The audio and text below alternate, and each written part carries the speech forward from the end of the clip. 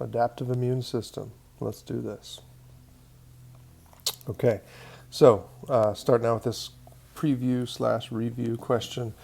Which cells below can initiate the adaptive immune response by presenting an antigen? These are known as APCs, or antigen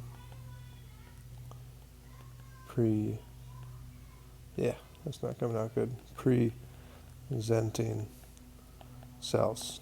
APCs, antigen presenting cells. Okay, which of these can do that? The two main ones that do that are number one, most likely dendritic cells, and number two, macrophages. Okay, we're going to get into what that looks like here right now. All right, so overview of the adaptive immune system. Okay, again, adaptive immune system is activated by those APCs. Which cells are those? Macrophages and dendritic cells, as I just said. So what they do when they interact with a when they present the antigen, they do that. They show the antigen to an immune cell, and they also show their MHC2 histocompatibility complex. Right, that's the second type, and those are the kind only found on immune cells. Right, so that's their law enforcement ID. It's like a police officer showing another police officer, here's my badge, I'm allowed to come on this crime scene, right? You can trust me with this information about this invader, right? It's kind of what's happening. It kind of shows the process here. Phagocyte eats the bacteria, eats it, digests it, and then expresses a little bit of it on its surface. Okay, then it finds a helper T cell, shows that antigen to the helper T cell along with its MHC2, and then that helper T cell is going to go get activated and activate the immune system. Okay, so within the adaptive immune system, we have two different levels, two different responses, the cell-mediated and the humoral response. Cell-mediated is carried out by T cells. Humoral response is going to be activated by T cells, but carried out by B cells. All right, so let's start with the cell-mediated side of things. Cell-mediated immune response is really the first phase of the adaptive response. It starts with an APC presenting that antigen to an helper T cell, and then there's pretty much two different interactions that happen that I want you to know and remember as we move forward. So the helper T cell has a protein called a CD4 protein on it, and that binds to the MHC2 of the APC. The function of this is really to kind of, in a way, to make sure that APC is actually an immune cell. Okay, so it's kind of the locking in from immune cell to immune cell, showing that, all right, this is supposed to happen, and this helps to amplify the response as well. Okay, and then the second interaction that happens between the two cells is the T cell has a special receptor called the T cell receptor that binds to the antigen that the APC is presenting, and the function of this is to activate the response. Okay, then both cells, as soon as these two interactions occur, both cells release little chemicals called interleukins and other cytokines. Okay, interleukins, we have a lot of different interleukins. We call them IL-1, IL-6, IL-4. There's all kinds of different interleukins. Okay, and they're little chemicals that immune cells release, and they bind to other immune cells, and they stimulate inflammation or stimulate the immune response, or they can suppress the immune response, depending on which one it is. Okay, so what's the function of this interleukin and cytokine release? It's to activate both cells, stimulate T cell proliferation and differentiation, and to stimulate other T cells. Proliferation, that means make more T cells. Right, those T cells start dividing, so we get more and more of them to respond. Differentiation, T cells become the different types of T cells.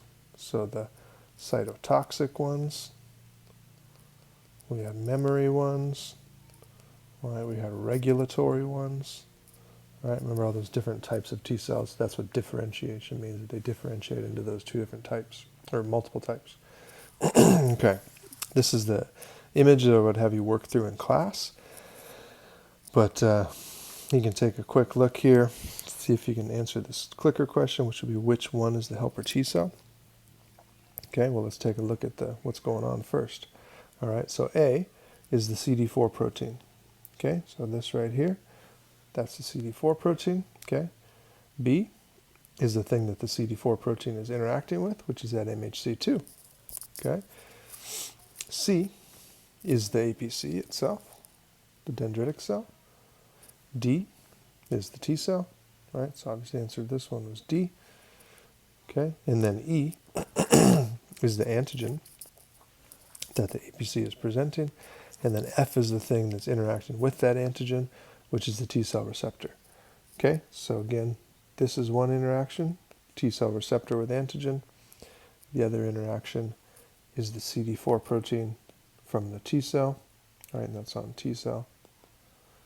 And this is on the APC. The MHC2 proteins on the APC. Okay, so what's actually happening here? Step 1, helper T cell binds to the dendritic cell. Number 2, both cells release cytokines, including those interleukins. Right, that's what these little chemicals are shown here. Okay, and then third, T cells proliferate and differentiate. A lot of those become cytotoxic T cells. Okay, and that's the process. All right, so now we've activated the adaptive immune system. So now let's look at the actions of the weapons of the adaptive immune system. There's two main weapons of the adaptive immune system. Number 1 is these cytotoxic T cells. Again, they're activated by these APCs and helper T cells, and then their actions are as follows. And the next slide walks you through this with an image. Okay, so they migrate to the site of infection. This would be that chemotaxis that we talked about before. Okay, they release a chemical called perforin. Perforin pretty much just pokes a bunch of holes in the infected cell. Then now once they have holes, they release these bombs pretty much, which are called granzymes. Granzymes go through that pore and they stimulate the cell to destroy itself. Apoptosis. Okay? And then they also release cytokines to cause more chemotaxis and bring more of those cytotoxic T cells to that area. Okay, so let's take a look at that. So let's label it. A there is perforin. Okay, so just so you're on the same, we're all looking at the same thing. This is the cyto T cell right here, right? This is the target cell. The yellow one is the target cell, the infected cell. Okay, this cell has been infected by the virus. Let's go ahead and destroy it, is the perspective of the immune system here. Okay, so the T cell binds to it, binds to the target cell, and then has these big granules full of perforin and granzyme. So it binds to it. Those granules, or those vesicles, go to the surface, dump all this stuff out. You can see, you can see perforin creating pores. And then what's going to go through those pores? When you see the pore, it's the granzymes that goes through. Those are the little chemical weapons that get through there, and they're going to cause the cell to destroy itself. All right, so the steps in that: T cell recognizes the antigens and binds to the cell. So the T cell, that cytotoxic T cell, has been trained to look for just that one antigen that was shown to it by the APC. Right, it was shown to it by the helper T cell.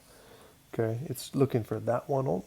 So it's very specific. Once it finds a cell that's presenting that by showing it that, hey, that cell's saying, hey, look, I'm infected with this, go ahead and take me out. That's pretty much what the cell's saying, right?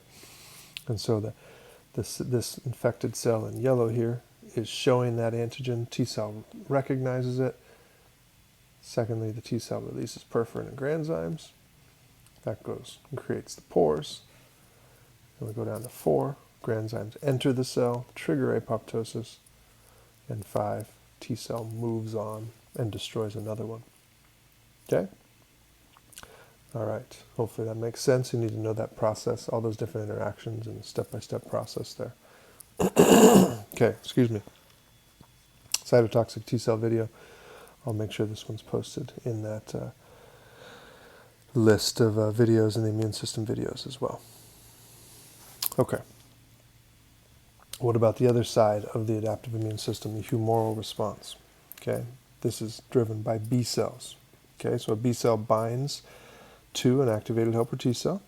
Okay, so we're skipping the APC step now, right? APC step already happened with the helper T cell and the APC. Now we're moving on to the B cell. B cells are just there, and that helper T cell is now activated. It's activating other cells. It's going to bind to that B cell. Okay, so the helper T cell is going to release interleukins, just like it was before, and that activates the B cell. The B cell now starts proliferating and starts making antibodies. Okay, what is it called once it gets into the blood and starts making antibodies? It's called a plasma cell. That's just the name for the activated form of the B cell. Okay, they can produce about 2,000 antibodies per second. Okay, so they're just in the blood, just dumping out antibodies like crazy. And those antibodies, after they're released, they're active for about 4 to 5 days. Okay, so here's what that looks like. We've got our helper T cell right here. All right, B is going to be that T cell receptor, just like we had before. C is going to be the CD4 protein, just like the helper T cell had before. D is going to be the MHC2 protein. That's interacting with the CD4, right? Same interaction there as in the APC. E is going to be the interleukins, interleukin 4 and other cytokines.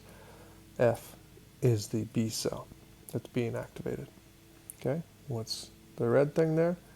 That's the antigen again, right?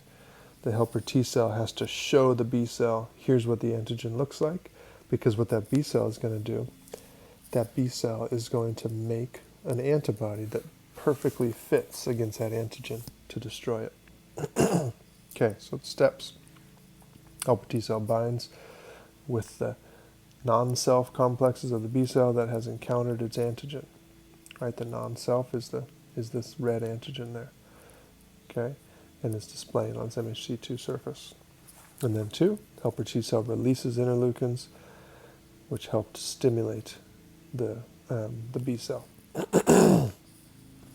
All right, so now we're going to look at how those antibodies actually do their job. How do they actually destroy things?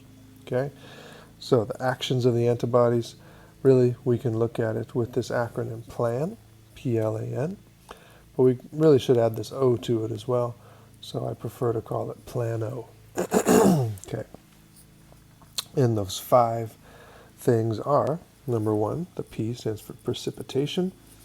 This pretty much binds a bunch of soluble antigens together, puts them into clumps, and when they get heavier, they're not able to just be dissolved in the solution anymore, and so they fall out of solution, and that makes them easier for the immune system to eat them up. Okay, L is for lysis. Lysis is antibodies bind to the cell, and then by binding to the cell, that actually makes it easier for complement proteins to bind to. Remember, complement proteins are some of our plasma proteins. They're always floating around the blood.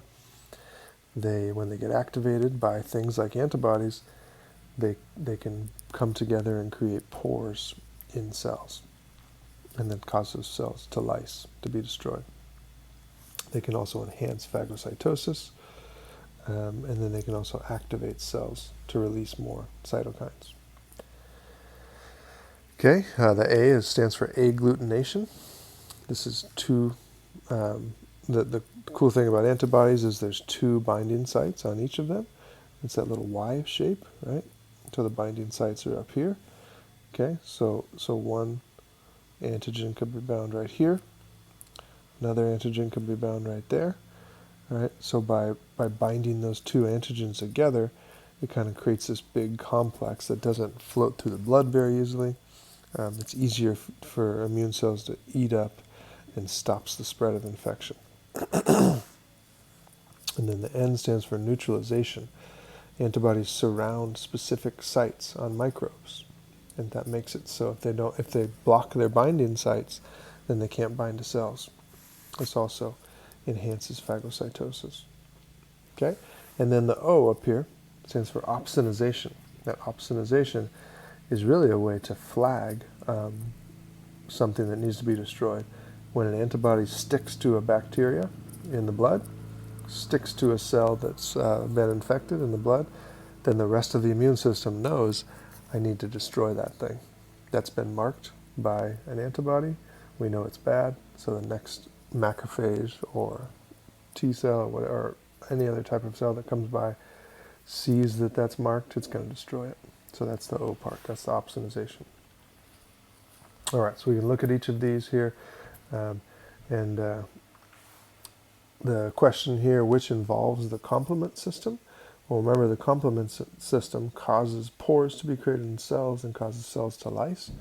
So that's this one right here. Okay. So this one, let's start with A though. A shows a bunch of antibodies binding to some kind of little microorganism. Okay. And by doing that, it's actually blocking its ability to do anything, right? So it's neutralizing. So masks the dangerous parts of bacteria and exotoxins or viruses, okay? B there, you can see that all the antibodies are stuck together and they're stuck to multiple red blood cells. This was what would happen if we had a transfusion reaction, okay? Agglutination is what we call that. And then C, agglutination is similar to this one, but it's different because agglutination is talking about larger things being bound together, whereas C is talking about small, tiny things being bound together, and that's called precipitation. So these little guys are normally dissolved into the fluid, just floating around. But if we attach a bunch of antibodies to them, they get too heavy to be dissolved in the fluid, and then they fall out of the fluid. And then D is the complement system, okay? And that complement system, what does that lead to? That leads to the L part of plano. Okay, so we got P for precipitation, L for lysis, A for agglutination, N for neutralization. Okay, and then again, the O part is marking things for phagocytosis right there. All right, good. Okay, so that was talking about the specific ways that the adaptive immune system does its job. It destroys things. Now let's talk about our other aspects of the adaptive immune system, and one of those would be the memory cells. Okay, so which cells can create memory cells? Both T cells and B cells. Okay, that again, the specificity part of this is that each T cell and B cell only responds to one antigen, right? And we've encountered around 1 trillion already as people with adult immune systems. Okay, so we have 1 trillion different lines of T cells and B cells, and they each respond to a certain antigen. Okay, so when we first get infected with something, like when we get a cold, the first time we interact with a virus, it gives us a cold, those T cells and B cells get activated by the APC. They proliferate, as we just already discussed, and some of those B cells turned into cytotoxic. Some of those T cells turned into cytotoxic T cells, and then some of those B cells turned into plasma cells where they're releasing antibodies. But some of those also turned into memory cells, both memory T and B. Okay. And we want to think of these, I like to think of these as kind of this registry of antigens that have been encountered. Okay, I think of these as kind of the military historians or the senior officers that say, hey, we're going into another war here. Hey, this army that we're fighting against looks similar to this other army we fought against, and we remember how to take out those guys. We did it last time, right? So we need to call in the senior officers to show us how we did that last time. And that's kind of what the memory T cells are. They're getting built up and ready to attack if that invader comes in again. Okay, so then all of that is enabling a strong secondary response. So that second time, so you got the cold first. You're in the dorms with your roommate. You got all sick. You got through it, and then right when you were getting done with it, now your roommate starts coming down with it. Shoot, and then your first thought is, oh man, I can't afford to get sick again. I just got through that. But if it's the same virus, then you're not gonna get sick again. Even if you do interact with the virus more from your roommate, you got those memory T cells and B cells ready. So now your T cells are going to activate, your B cells are going to activate, and you're just going to be dumping those weapons into the blood, destroys that virus before it gets you sick. And that's where immunity comes from. Okay, so we have the primary response here, right? That initial encounter with the antigen. Here's the antigen. So we do proliferate. we make some B cells that make some antibodies, right? But then we also make some memory B cells. Okay, those are going to be stored away for later. And now the second time, again, could be years later, second time that same thing comes in, that memory B cell activates it, and now look how many plasma cells we make. Right, now look how many antibodies we make instead of just this amount. Right, so that secondary response is way, way stronger because we're ready for it. All right, so this leads us right into vaccinations. Vaccinations are considered one of the greatest public health advances in the last 150 years. And the reason why is because they've eradicated diseases, eradicated smallpox, mostly eradicated polio. They save about 2.5 million lives each year. And at this point, they're trying to develop a vaccine for the COVID virus or for the coronavirus, right? But it takes a while. It takes about a year to a year and a half to do that. So that's not going to be helping us anytime soon in this current crisis. But the flu shot is an exact, is a wonderful form of vaccines that happen every year. And really what happened is they produce it. It includes a weak live or a dead inactivated form of that virus. The experts show that there's really no chance of this giving you an infection, but it does cause your system to adapt or to activate. It activates that adaptive immune system, and that builds up memory T and B cells, so it's ready for when that actual virus does come in. It's ready to treat it like a secondary exposure and get all those extra antigens that we got, or the antibodies that we got with a natural secondary exposure. Okay, so this brings us to the categories of immunity. Okay, and so there's really kind of this hierarchy here that looks at antibody-mediated immunity. Okay, and so it kind of comes down to where did those antibodies come from. Okay, so we've got two different broad categories. There's either active immunity or passive. Okay, excuse me. Passive means that your body makes the antibodies. Okay, you made them. Okay, passive immunity means that you receive them. Okay, they're given to you in some way. Your immune system doesn't make those antibodies. Okay, underneath active immunity, there's two different ways this can happen. Number one is you actually get an infection, and then your body responds to that and makes antibodies. Or number two is you get a vaccine, a fake infection, and your body responds to that and creates antibodies. Okay, so those are both active because you made them, right? You did the formation of the antibodies. On the passive side of things, we have two as well. We have naturally acquired passive immunity and artificially acquired. Naturally acquired is going from the mother to the baby in breast milk. Okay, we'll talk about that a little bit more in a second. And then the artificially acquired one is actually injections of antibodies. This can happen with toxins or venoms. So when you hear somebody who gets bit by a certain type of snake that's life-threatening, they get rushed to a hospital, there's an anti-venom there. That's a form of an antibody. Okay, there's also people with severe immune deficiencies that need to have antibodies injected into their bloodstream just to be able to fight off a common cold. Okay, so a couple questions here at the top that are related to this naturally acquired one. And I love talking about it because it's just such a beautiful thing. Breastfeeding and the amazing nutrients, but also the amazing immune protection that the baby gets from the mom and the breast milk. So one interesting thing is a lot of times when the mom gets a cold and she's breastfeeding the baby, she doesn't actually pass that cold on to the baby. The baby doesn't get sick. And the reason for that is because the mom is obviously, she's been exposed to that virus. She's already making antibodies against that, and a lot of those antibodies go right into her breast milk, and those antibodies go right to the baby.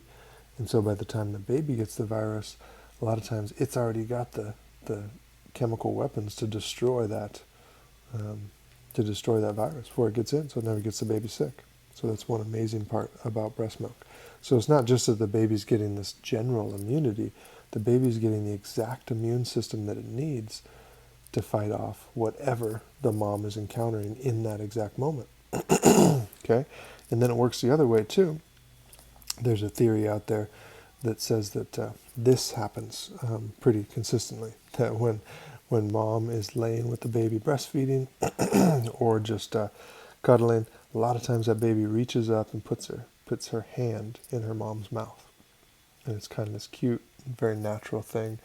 But kind of one of the scientific theories behind why babies might do that, subconsciously obviously, is because whatever the baby has on its hands, whatever bacteria, viruses, nasty stuff the baby's got on its hand, it's giving to its mom. And that mom's going to interact with it. And that immune system is going to, mom's immune system is going to interact with it, create antibodies against whatever's on the baby, and then get that into her breast milk and pump that right back into the baby, so the baby will now be immune to those things that's on its skin. Pretty incredible, right? Okay, so just a couple things. Let me take a sip of water. Sorry, I keep clearing my throat.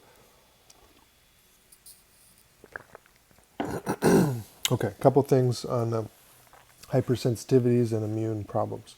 So type 1 hypersensitivities are really known as our common allergies. Okay, the allergen like dust or cat dander or things like that, excuse me, enters the body, gets picked up by a mast cell. Could be in our nose, our throat, our skin. Those mast cells, as soon as they get activated, they release histamine. We know histamine is a vasodilator. It causes smooth muscle contraction in the bronchioles. So it squeezes down our airways, opens up our blood vessels, and also causes us to produce mucus. So what's the treatment for this? Antihistamines, right? This is our Claritin, Zyrtec, Allegra, all those different ones, right? Benadryl. Those are all antihistamine drugs. Okay, what about anaphylactic shock? Anaphylactic shock is really the same thing. It's just an extreme response of this. That allergen, instead of just entering the tissues, like it was up here, it actually gets into our bloodstream and simultaneously stimulates mast cells all over the body. So they just release a ton of histamine, right? Tons of histamine. And what does that do? That opens up all of our blood vessels, so vasodilation. That causes a decrease in blood pressure. Also constricts our airways. Right, so that makes breathing hard. All right, so we get a dangerous drop in blood pressure. We start wheezing. Okay, and what do we do for this? We do epinephrine, an EpiPen, right? Because what does the sympathetic nervous system do, which is part of epinephrine? Sympathetic nervous system is a vasoconstrictor.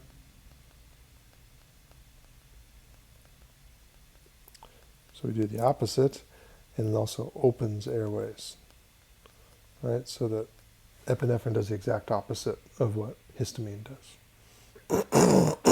Okay.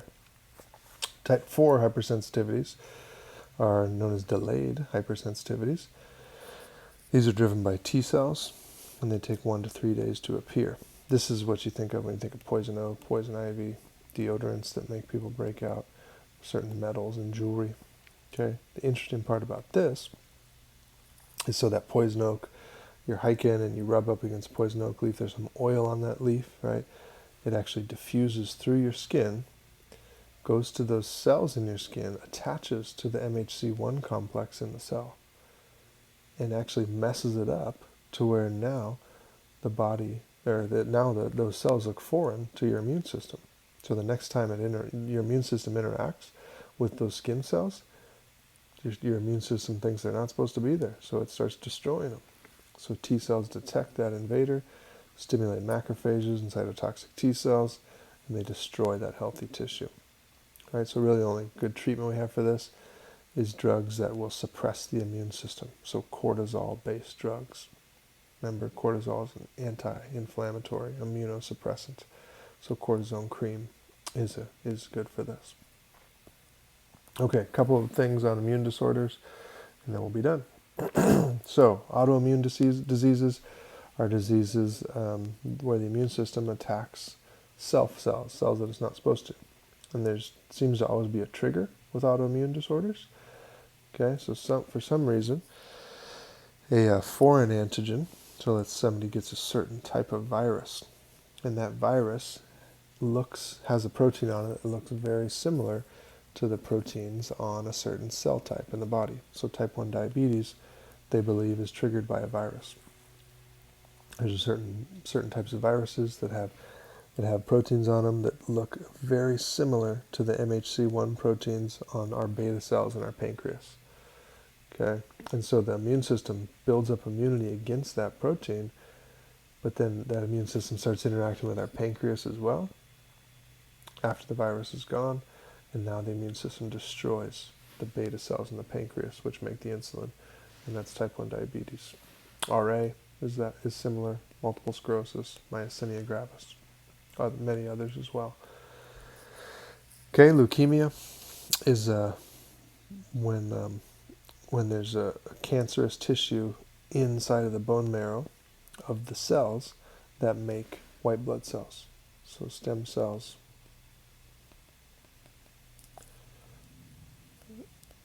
that make white blood cells. There's cancerous tissue in there, so those divide like crazy. And so they're just producing tons and tons of immature immune cells. They're not ready to fight infections. And the bone marrow can't produce enough red blood cells or platelets because of this, because these stem cells take up all the space. There's not enough room for the other, for the red blood cell stem cells or the cells that are making the platelets. Okay, so this causes the clotting problems related with leukemia. That's the platelets. Also causes the tired, weak problems related to low red blood cell count. Okay, and then lastly, acquired immune deficiency syndrome is AIDS, caused by the HIV, human immunodeficiency virus. HIV binds directly to the CD4 protein on those helper T cells. So it can inactivate and kill helper T cells in this way. It also affects macrophages, dendritic cells, and others, and it leads to insufficient cellular and humoral immune response. So we don't get that adaptive response, so majorly decreased adaptive response. So you get many, many infections because of this, and they usually die because of pneumonia. Kaposi sarcoma is a cancer that shows up in people with AIDS very commonly as well. All right, guys, that'll do it for today. We'll see y'all again on Monday. Have a good weekend.